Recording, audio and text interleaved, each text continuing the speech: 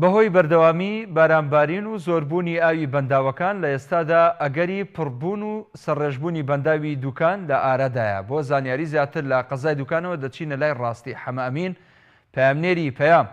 ڕاستی سەلامی خواد لێبێ، کەشوهەوا لای تۆ چۆنە و ئاوی بەنداوی دوکان لە ئێستادا لە چه ئاستێکدایە و بۆی هەیە چۆنی لێبێت؟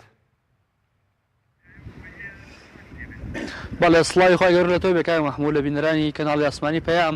لە ئێستایا کەشوهەوا لە ئێمە زۆر ساردا و بە پێزانەرەکانی ئێمە کەمێک لەمە بەرە ئاوەکە سەرڕێژی کردووەوە لە پێم ماوسەکەەوە و نمنمە باران ئەبارێت لە بەردەوام لە قەزای دوکان و ئێمە ئێستاکە نزیکی لە بەنداوەکەوە، بەڵام بەهۆی ئەوەی کە لە کاتی پەخشی ڕاستەوە خۆی چەند کەناڵێکی ڕاگەیان ناگوایە مەترسی لەسەرەوە بڵاو کراوەتەوە کە بەنداوەکە مەترسی لەسەرە ڕێگریەکان لە کەناڵەکانی ڕاگەیاندن کرا بەوەی کە بچنە سەر بیڵماوسەکەەوە بەردەوامی بدەن بە پەخش ڕاستەوخۆکانیان و بەشێکی زۆری کەناڵەکانی ڕاگەیاندن هەمویان دەرکران ئەو کاتە، بەڵام ئێستاکە تەنها چەند کەناڵێکی دیاریکراوە توانن کە پەخشی ڕاستەوخۆ لەسەر بیڵماوسەکەەوە بکەن.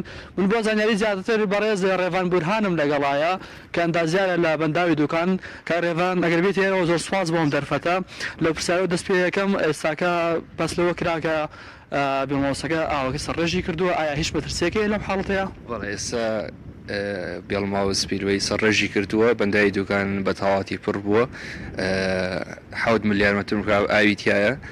بەنسبەت بەنداوەکە هیچ مەترسێکی نییە، بەنداوەکەمان سەلامەتە، دامەزراوەکانی سەلامەتن، بەردەوام پشکنیمان تای هەبووە. تەنها مەترسی ئەوتۆ نییە مەگەر لە حاڵەتێک ئیراداتێکی زۆر بێت، تەسریفێکی زۆر بکرێت کە ئەویش تا ئێستا هیچ دیار نییە. لەو حاڵەتەیە کە ئەگەر بێت و ئاوێکی زۆر زۆر لە بیڵماوسەکەەوە دەربچێت، ئایا ئەو پرۆژانی کە لەسەر بەنداوی دوکان دروست کراون هیچ مەترسێکیان دروست نابێت کە بەشێکی زۆرشیان بە تجاوز دروست کراون؟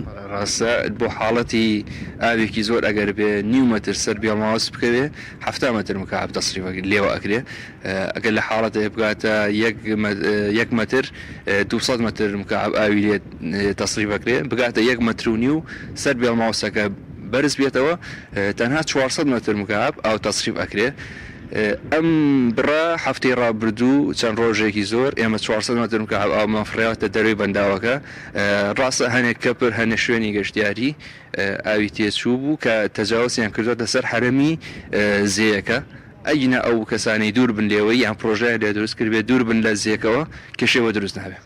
کارێڤان ئەوەی ئێمە بزانین جگە لە بیڵماوسەکە چەند دەرەچەیەکی تر هەیە بۆ خاڵیکردنەوەی ئەو ئاوا ئەگەر بکرێ باسیەوە بکەیت چه ئامادەکاری کراوە لە حاڵتی پێویستاوانش بەکاربێنن؟ من نزیکەی 2 مانگێکە بێت تیمەکانمان بەردەوام پشکنینیان کردووە بۆ کەیتت سپیلویمان هەیە 3 دەرگایە، پشکنین بۆ دەرگاکان کراوە، پشکنین بۆ بیڵماوس کراوە، پشکنین بۆ ئیریگەیشن تونێل کراوە کە دووکونی ئاودێریە.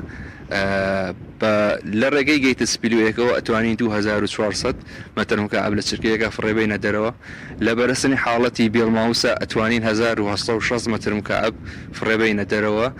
لە ڕێگەی کوونەکانی ئاودێریەوە ئەتوانین بە هەردوو کوونەکە 220 مەتر مکعب لە چرکەیەکە فڕێبینە دەرەوە و هەروەها 5 وحدەی کارەبا، ئەو 5ش بە هەماشیەوە 550 مەتر مکعب ئەتوانی فڕێبینە دەرەوە. لە هەموو حاڵەتەکان بەنداوی دوکان ئەتوانێت 5000 مەتر مکعب لە چرکەیەکە فڕێباتە دەرەوە و خۆی بە سەلامەتی بهێڵێتەوە. بەڵام لەو حاڵەتەیە بۆ خواری بەنداوەکە احتیمالەیە کێشە دروست بێ، ئەویش لە حاڵەتی ئیراداتێکی زۆر.